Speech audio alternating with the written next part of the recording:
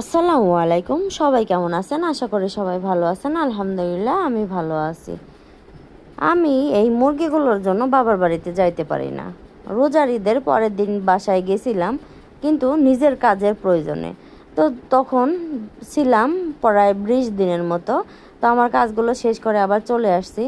আবার এই 2.5 মাস 3 মাস হয়ে গেছে, 3 মাসের বেশি তো হয়ে গেছে। তো এখনও বাবার বাড়িতে যাইতে পারি না। যেহেতু এখন আমার এই মুরগিগুলো আমার নিজেরই, আমার এগুলোকে দেখাশোনা করতে হয়।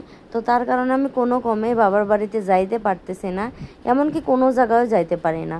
কারণ এগুলো যখন ছেড়ে পালি আর এগুলোর খাবার দাবার দিতে হয় 3 বেলা, তো ওদের রক্ষণাবেক্ষণ করার জন্য কিন্তু কোনো কমে আমার পক্ষে সম্ভব হয়ে উঠতেছে না বাবার বাড়িতে যাওয়ার জন্য। যদি ওদের রক্ষণাবেক্ষণ করার জন্য কোনো মানুষ থাকতো তাহলে হয়তো যাইতে পারতাম। আর যেহেতু বাবার বাসা অনেক দূরে, একদিনে গিয়ে আবার একদিনে আসা সম্ভব না। আর সম্ভব হলেও 1 ঘন্টা 2 ঘন্টার এত দূরের রাস্তা যাওয়া কোনো কমেই সম্ভব না, তার কারণে যাইতে পারতেছি না। তো বাবার বাড়িতে যাওয়ার জন্য মনটা অনেক কামতেছে, কোনো কমে যাইতে পারতেছে না। তো এরকম কিন্তু আমার মতো অনেক আপুরাই হয়তো, যে নিজের সংসার যখন হয়ে যায়, হাঁস মুরগি গরু ছাগল পালন করার জন্য কোনো কমে বাবার বাড়িতে যাইতে পারে না। তো আমার এখন অন্য কোনো ঝামেলা নাই, যেহেতু আমি এখন এই খামার করে নিছি। এখন এইগুলো না বিক্রি করা পর্যন্ত, এগুলো ফাঁকা না হওয়া পর্যন্ত আমি কোনো কমেই যাইতে পারবো না।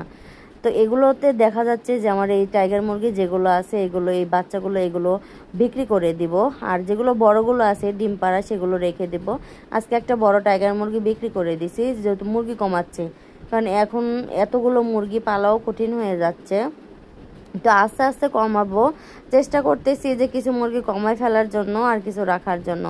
আর আমার এই হলুদ মুরগিটা বাচ্চা নিয়ে বের হয়েছে, তো এবার অনেক কয়টা ডিম নষ্ট করছে, কমপক্ষে 10-12টার মতো ডিম নষ্ট করছে। নষ্ট করা বলতে গরমের কারণেও নষ্ট হয়ে গেছে।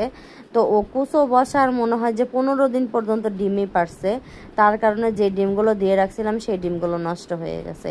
এখন মাত্র 3টা বাচ্চা নিয়ে ও আছে। আর এই সিল্কি মুরগিটার একটা বাচ্চা ছিল, একদিন একটার ওই কুচো মুরগি ওকে ঠোকর মেরে একদম মেরে ফেলছে।